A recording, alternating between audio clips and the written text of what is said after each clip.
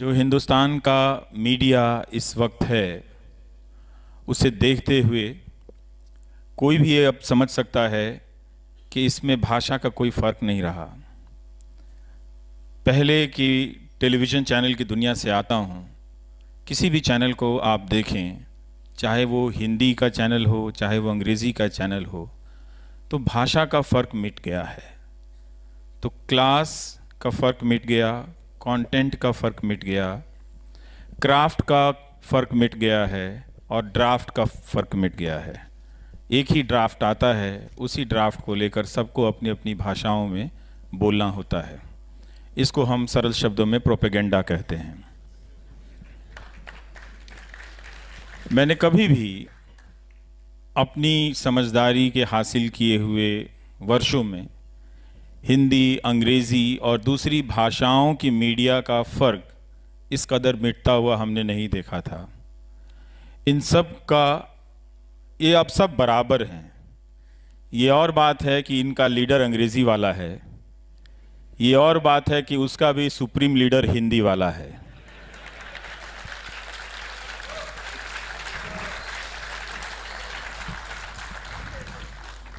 मैं भारत के प्रधानमंत्री की बात कर रहा था। आप लोगों ने तालियां बजाई तो सोचा नाम बता दूं, कहीं ये धोखा ना हो जाए।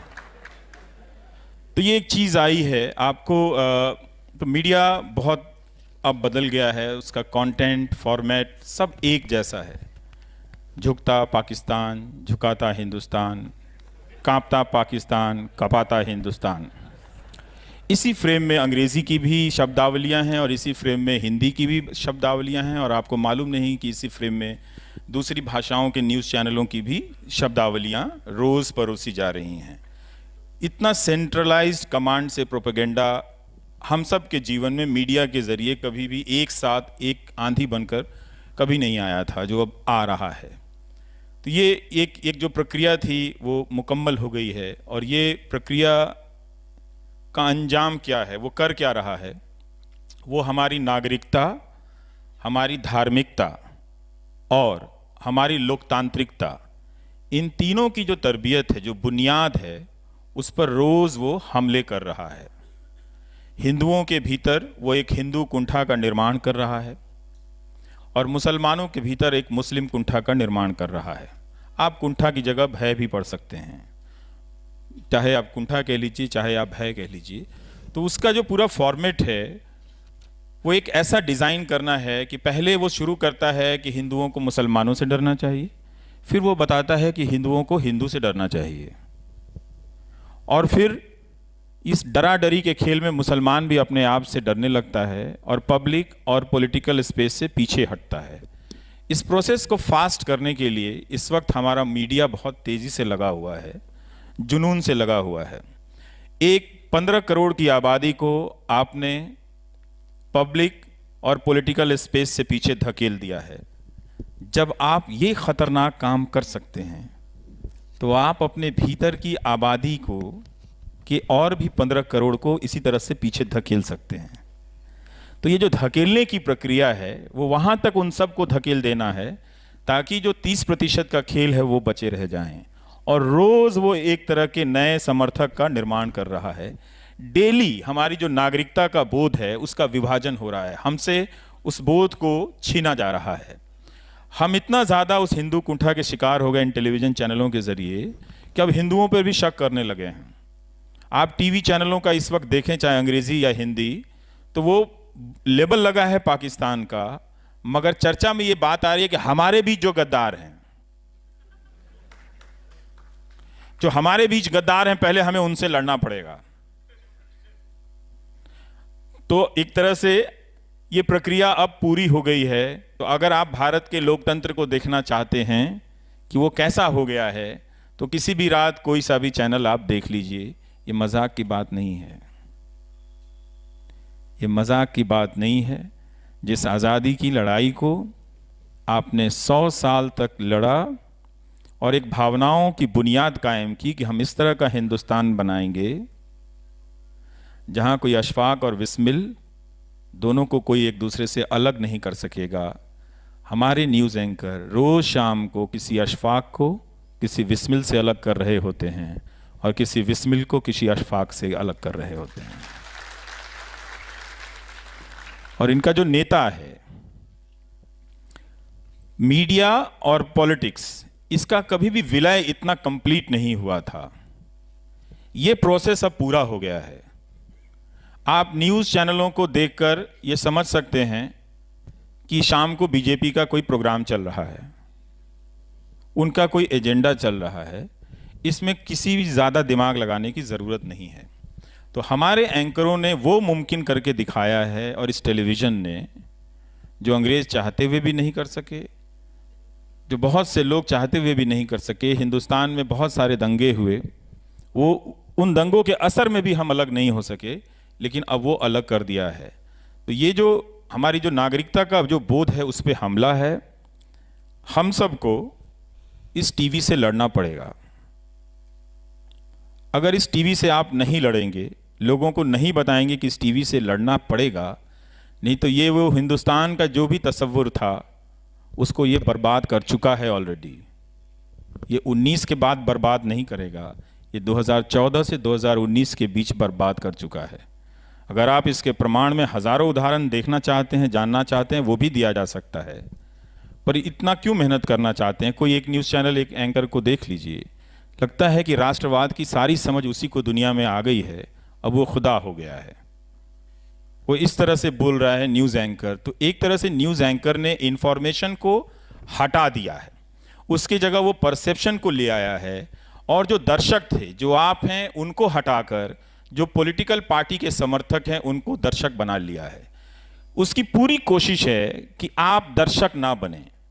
दर्शक बनने की एक ही शर्त है कि आप सूचना मांगे कि फिल्म की शूटिंग के दौरान आपने कितने कपड़े बदले थे,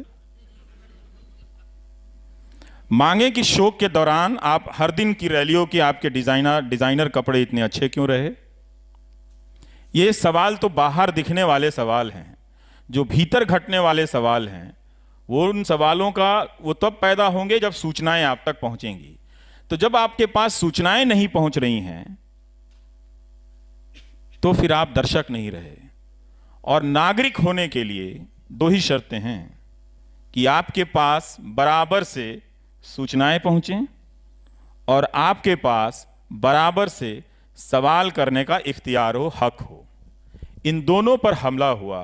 तो एक तरह से इस पूरे डिज़ाइन में आप टीवी को देखें तो आप बहुत आसानी से समझ सकते हैं कि आज का मीडिया दर्शकों को हटा रहा है, बाहर कर रहा है और नागरिकों को मिटा रहा है। उसके बदले में अपने लिए एक समर्थकों का हुजूम तैयार कर रहा है, जो ट्रोल करा देते हैं, जो वायरल करा देते हैं। जिनको आपत्ति होती है हम सब की बातों से, तो हमें गालियां दिलवा देते हैं, जान से मारने की धमकियां दिलवा देते हैं। उसी भारत माता का नाम लेते हुए मेरी माओं को और मेरी बहनों को गाली दिया गया। बताइए, अगर भारत माता सचमुच होती